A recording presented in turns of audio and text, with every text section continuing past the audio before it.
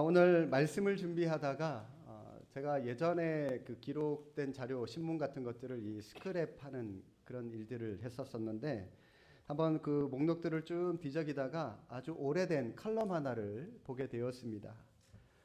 그 칼럼이 어떤 내용이냐면 우리나라가 1910년대 한일 합방이 되었죠. 나라를 잃게 되었습니다. 그러니까 우리 나라 안에 있는 많은 지성인들이 야 이거 도저히 여기서 못 살겠다. 그래서 많은 사람들이 해외로 유학을 가거나 이민을 떠났습니다.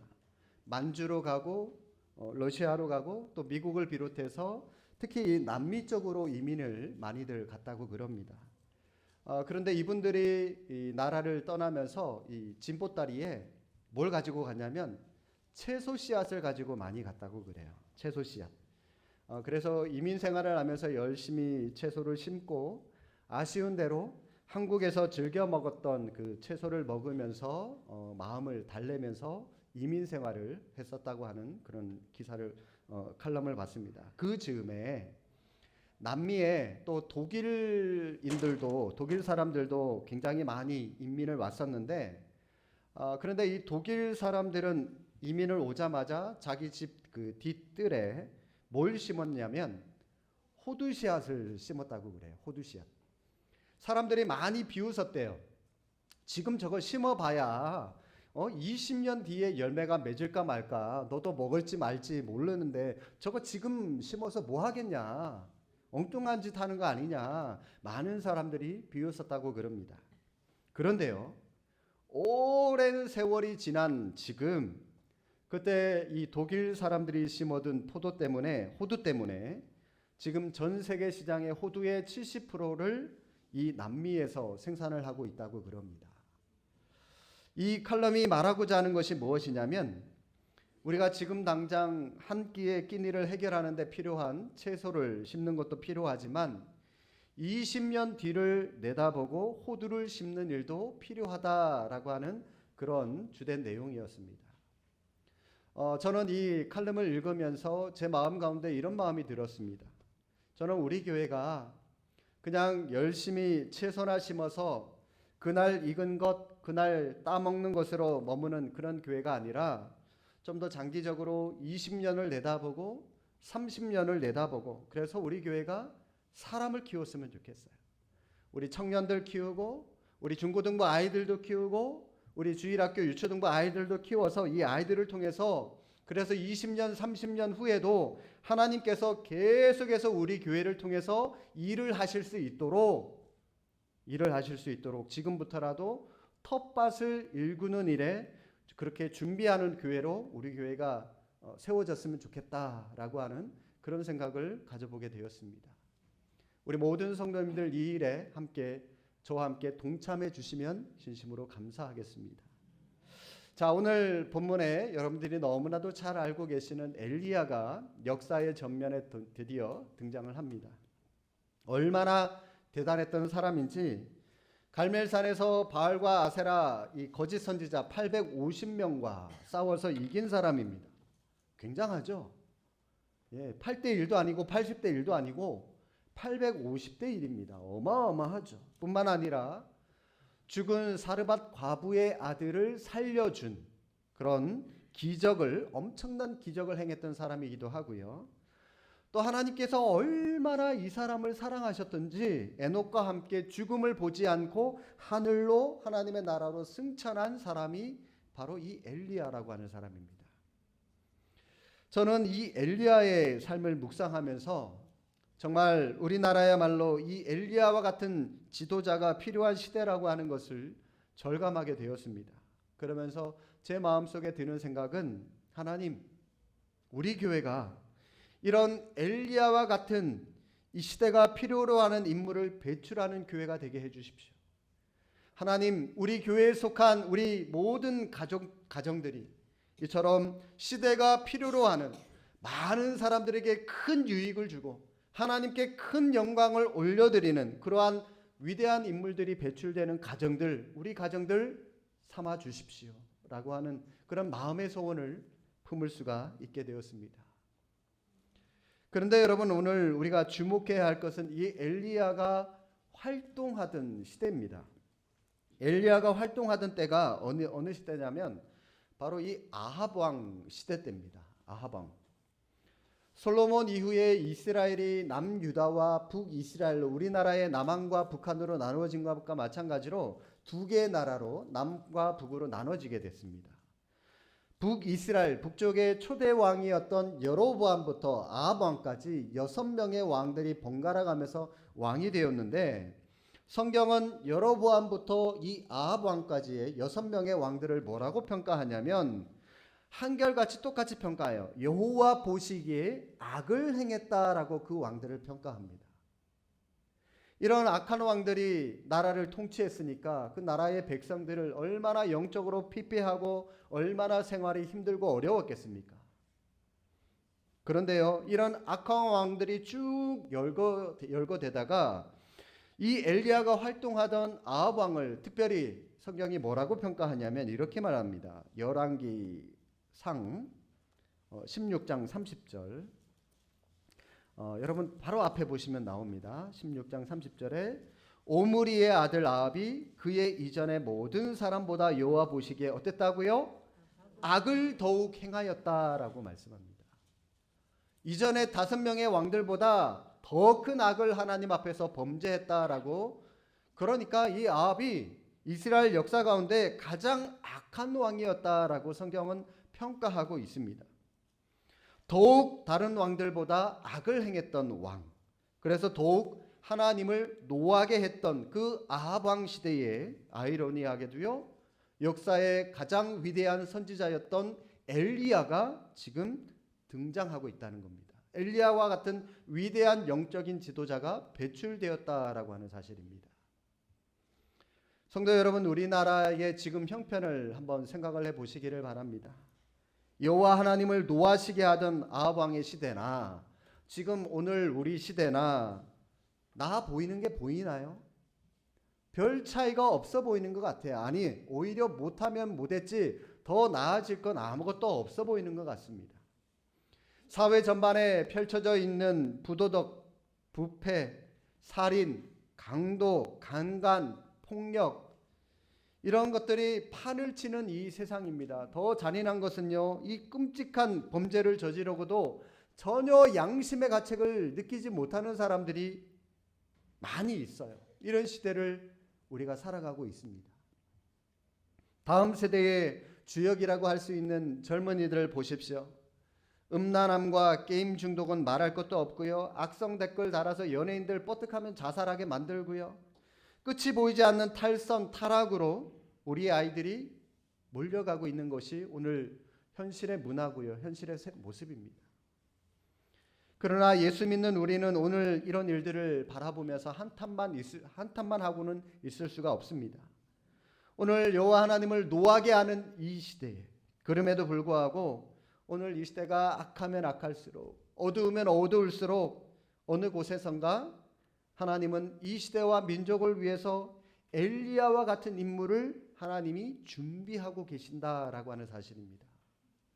그 사람이 이왕이면 우리의 자녀가 되면 좋지 않겠습니까? 우리의 손주들이면 좋지 않겠습니까? 이왕이면 우리 교회에서 그런 인물들이 배출되면 좋지 않겠습니까? 여기에 우리가 저와 함께 소망을 두고 희망을 가지고 우리가 우리의 아이들을 위하여 함께 기도하자는 것이죠. 오늘 말씀에 드디어 엘리야가 역사의 전면에 드러나고 있는데 1절 우리 함께 읽어보겠습니다. 1절 길르앗에 우거하는 자 중에 디셉 사람 엘리야가 아합에게 말하되 내가 섬기는 이스라엘 하나님 여호와께서 살아계심을 두고 맹세하노니 내 말이 없으면 수년 동안 비도 이슬도 있지 아니하리라.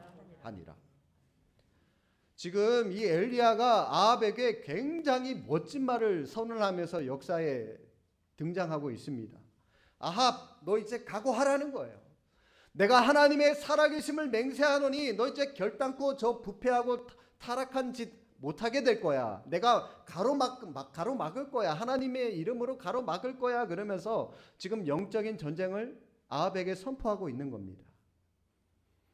드디어 엘리야라고 하는 영웅이 나타나서 저 패역한 아합을 꼼짝하지 못하게 하는 일들을 펼칠 것이다 라고 하는 기대감을 가지고 선포하고 있는데, 그런데 곧 이어서 하나님께서 말씀을 하십니다. 엘리야에게. 그런데요, 엘리야에게 주문하고 있는 이 하나님의 말씀이 다소 이해가 잘 되질 않아요. 뭐라고 말씀하시냐면 3절 4절 보실까요? 3절 뭐라고 말씀하십니까? 너는 여기서 떠나라 라고 먼저 말씀하십니다. 엘리야야, 그 폼 잡고 그 때깔 좋은 그 자리에서 떠나라고 먼저 말씀하세요. 떠나라. 그리고 어디로 가라고요? 동쪽으로 가서 요단 앞 그리 시냇가에 숨고 그 시냇물을 마셔라. 내가 까마귀들에게 명령하여 거기서 너를 먹이게 하리라. 지금 이 엘리야가 역사의 전면에 등장해서 그 부도덕하고 패역한 아합 정권을 물리쳐야 되는데, 하나님은 지금 엘리야의 스타일을 완전히 구기는 그런 명령을 하고 계십니다. 그리 시냇가에 가서 거기서 숨어 지내래요. 거기다가 까마귀가 물어다 주는 음식을 먹고 살라라고 말씀을 하십니다. 그나마 여러분 이 시냇물도요, 우리가 읽은 이 7절에 보시면은 바싹 말라버립니다. 먹을 물도 없게 돼버린다는 거죠.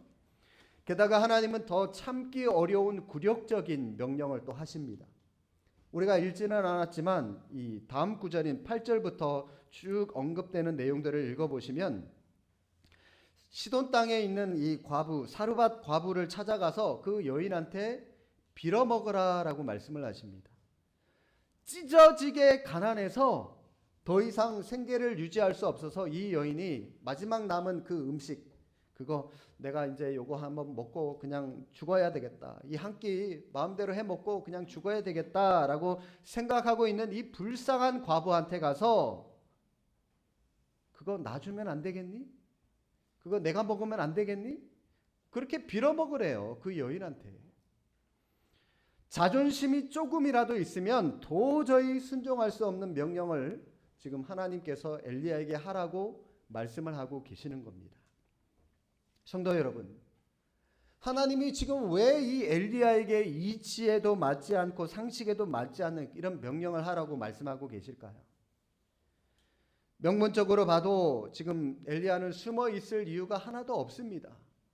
모든 백성들이 이 엘리야가 위대한 하나님의 사람인 걸 너무나도 잘 알고 있어요. 또 그 아합 정권을 무너뜨릴 힘도 가지고 있다는 거 충분히 다 알고 있습니다. 다 준비되어 있습니다. 그런데요, 도대체 하나님은 왜 이렇게 엘리야에게 너 그만 나서고 숨어 있어 그렇게 명령을 내리실까요? 그 이유는 하나님은 아직 엘리야에게 몇 가지 훈련을 더 시키시기를 원하셨다라고 하는 것입니다.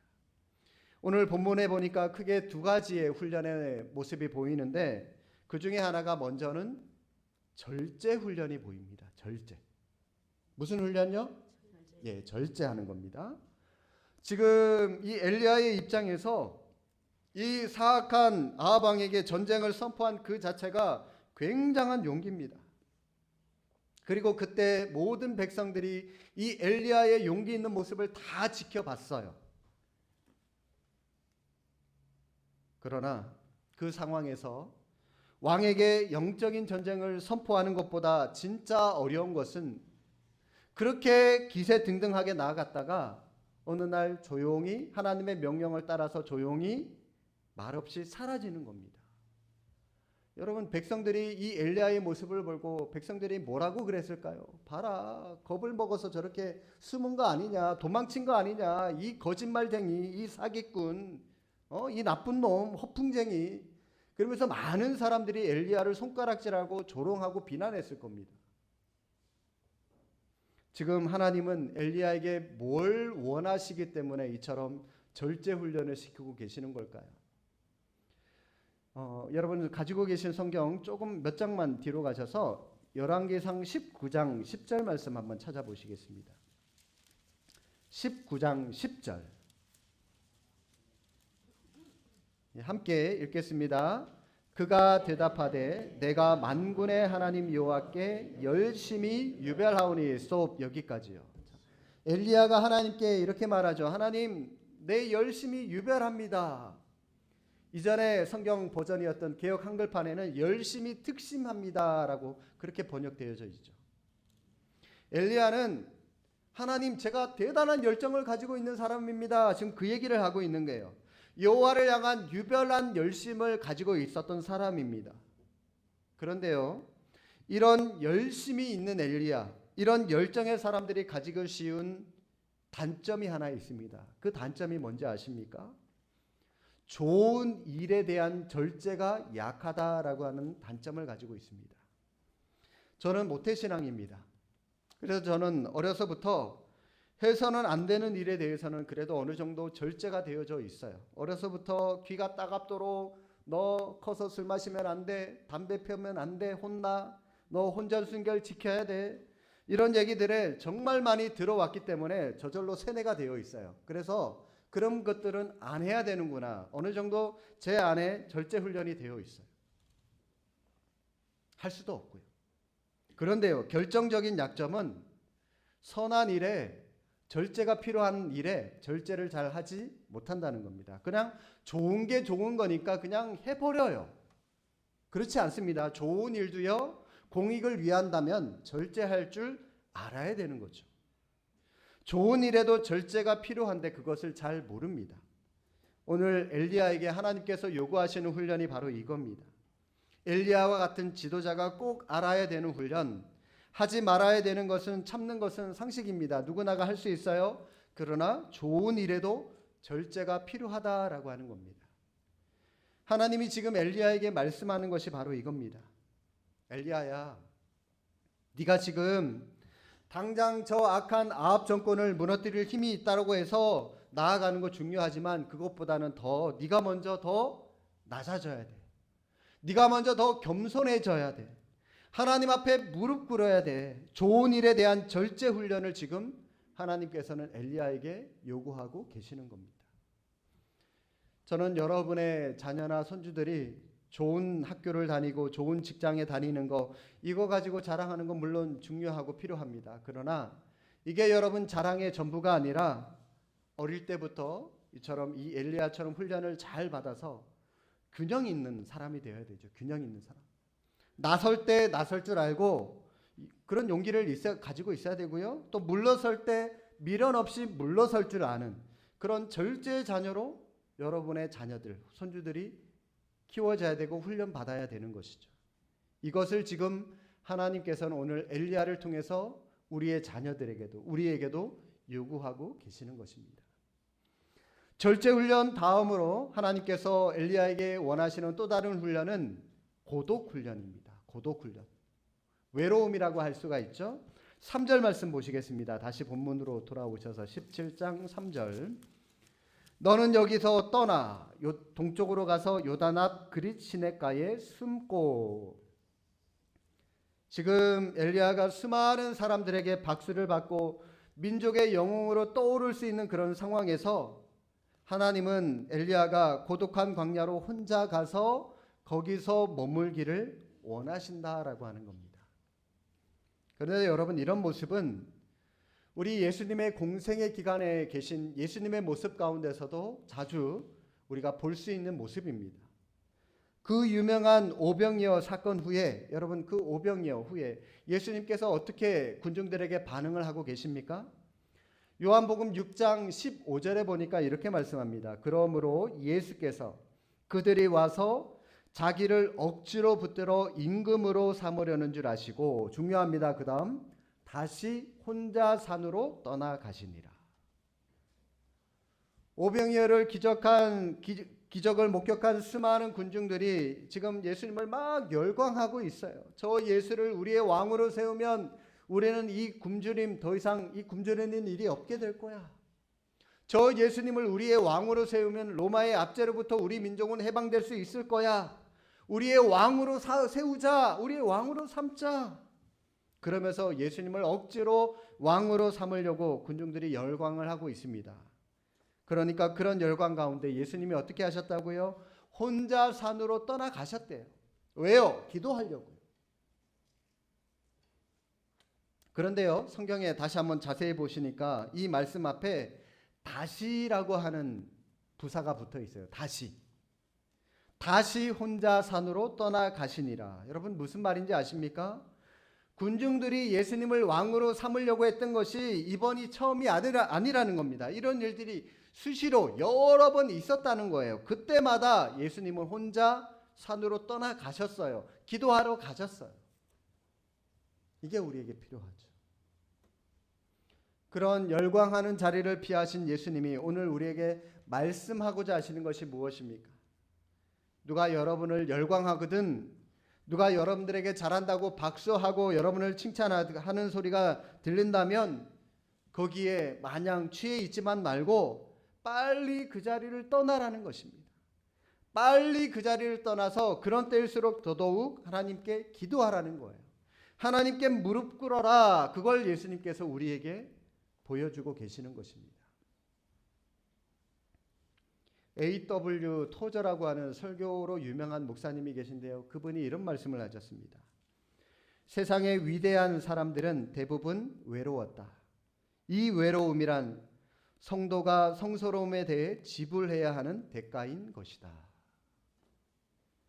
여러분, 세상에 하나님 앞에 위대하게 쓰임받았던 사람들은 다 외로운 사람들이었다라고 A.W. 토저라고 하는 목사님은 그렇게 이 영적인 지도자들에 대해서 분석을 하고 있습니다. 대부분의 이 시대의 지도자들은 고독을 벗삼아서 살았던 사람들입니다. 그리고 그 외로움이라고 하는 것은 예수 믿는 우리가 이 순결과 거룩으로 무장하기 위해서 마땅히 지불해야 하는 대가다라고 이분은 말씀하고 있습니다. 오늘 우리 가운데 외로우신 분 계신가요?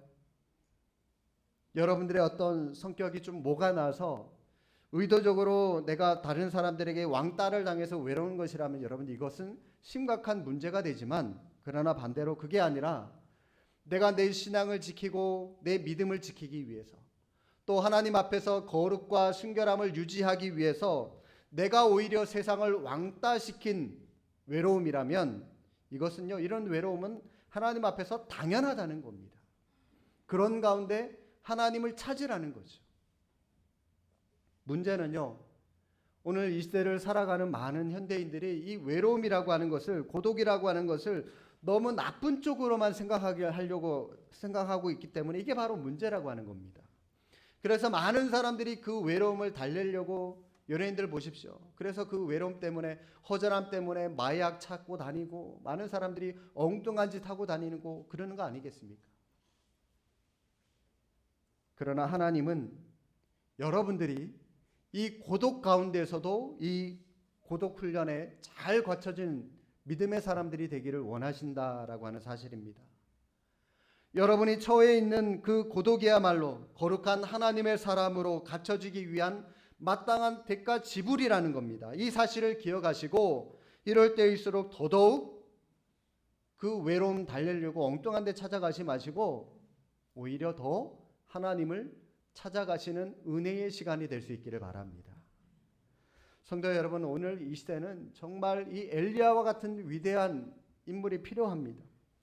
이왕 그런 인물 필요한 것, 하나님 우리 교회에 그런 인물이 배출되게 해주십시오.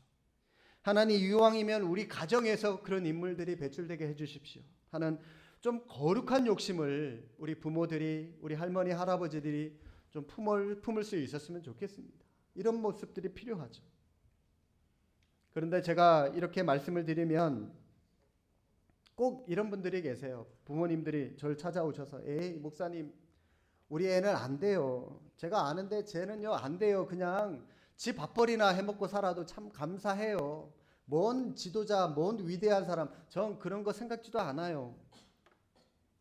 여러분 왜 여러분의 자녀에 대해서 기대감을 갖고 있지 않나요? 왜 소망을 갖고 있지 않습니까? 이런 생각을 하고 있는 분들에게 하나님이 오늘 말씀을 통해서 뭐라고 하고 계시는지 아십니까? 여러분 다시 한번 1절 말씀 다시 한번 보겠습니다. 엘리야를 소개하는데 이렇게 소개합니다. 길르앗에 우거하는 자 중에 디셉 사람 엘리야가. 구약 시대는요, 한 사람을 소개할 때 그 사람이 속해 있는 소속 지파나 아니면 그의 아버지의 이름을 언급하는 것이 보통 이 자연스러운 습관입니다. 관습입니다. 그가 어떤 가문에서 자랐고 또 어떤 족보에서 어떤 아버지 밑에서 자랐는가라고 하는 것이 굉장히 중요합니다. 그런데요, 엘리야를 소개하는데 지금 족보가 없어요. 아버지도 없어요. 그냥 디셉 사람이다. 이게 답니다. 뭘 의미하는 거죠, 이게? 엘리야는 지금 남들에게 자랑할 만한 족보나 화려한 경력이 전혀 없었던 그냥 시골에 묻혀 살았던 무명의 사람이라는 겁니다. 자, 여러분, 이게 뭘 의미할까요? 우리 하나님은 사람들 눈에 크게 드러나지 않고 사람들에게 크게 주목받지 못한 사람들을 통해서도 얼마든지 하나님의 일을 펼쳐가시는 분이다라고 하는 것을 우리에게 알려주고 있는 것입니다. 성도 여러분, 여러분의 자녀가 우리의 소유가 아니라 하나님의 것이라고 하는 것을, 하나님의 소유라고 하는 것 여러분 인정하십니까? 인정하시나요? 네. 그렇다면 여러분의 자녀를 하나님의 것인데, 하나님의 것이기 때문에 목숨처럼 잘 키울 의무는 있지만 함부로 하나님의 소유를 가지고 얘는 될 놈이다, 안 될 놈이다, 그 하나님의 것을 함부로 심판하거나 함부로 판단할 권세를 여러분에게 주신 적은 없으십니다. 그럴 자격도 없고요, 우리에게. 여러분이 보시기에 얘가 한심하고 철부지망나니 같아 보여도요, 길르앗에서 자란 무명의 사람 이 엘리야를 하나님께서 들어서 하나님의 도구로 사용하셨다면 여러분의 자녀도 멋지게 사용하실 수 있다는 겁니다. 어떻게 하면요? 바로 이 엘리야처럼 잘 훈련되고 잘 준비시켜 놓으면, 하나님의 사람으로 갖춰 놓으면 얼마든지 이 시대에 큰 유익을 끼치는 하나님의 사람으로 세워져 갈 수 있다는 사실입니다. 제가 예전에 중고등부 아이들을 지도할 때 굉장히 좋은 얘기를 한번 들은 적이 있습니다. 어떤 얘기냐면 이 세상에는 크게 두 부류의 사람이 있다고 그럽니다. 어떤 부류의 사람이냐면 첫 번째는 온도계와 같은 사람이 있고요. 또 다른 한 부류는 온도 조절기와 같은 부류의 사람이 있다고 그럽니다.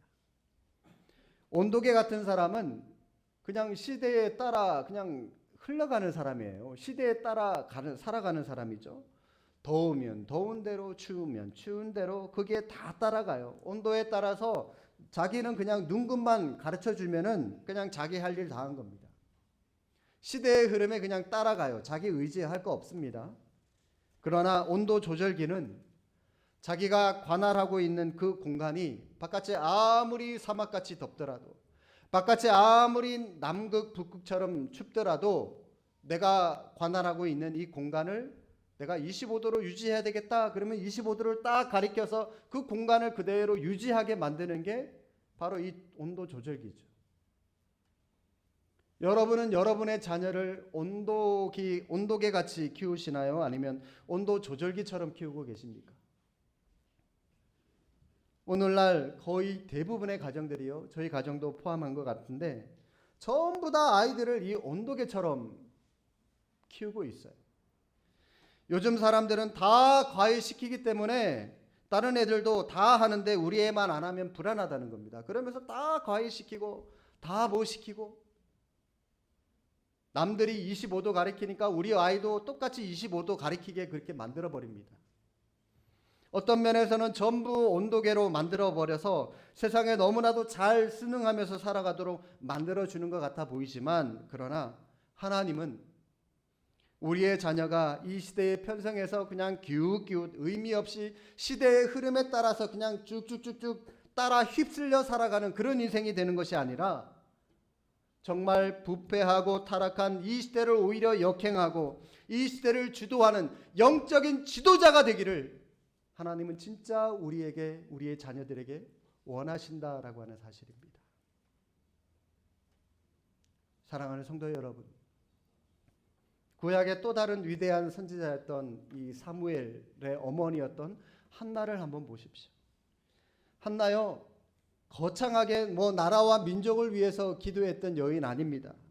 그냥 소소한 자기 문제, 자식이 없는, 아들이 없어서 아들 달라고, 자식 달라고, 그것 때문에 밤낮 없이 하나님께 무릎 꿇어 기도했더니 하나님이 그 여인을 통해서 위대한 다윗 왕국의 문을 열어주는 그런 가문을 허락을 해 주시지 않으셨습니까? 이거예요. 오늘 우리가 보기에 이 부모 말도 잘 안 듣고 맨날 속만 썩이고 이놈의 자식 키워봐야 무슨 일이나 하겠나 그런 생각이 들겠지만 한나와 같이 여러분 소망을 가지고 하나님 앞에 무릎 꿇어 기도하시기를 바랍니다. 하나님, 아합과 같은 이 어두운 시대에 엘리야와 같은 위대한 인물, 우리 자녀들 그런 인물로 배출되게 해주십시오. 우리 손주들, 우리 아이들 엘리야와 같은 그런 인물로 키워주십시오.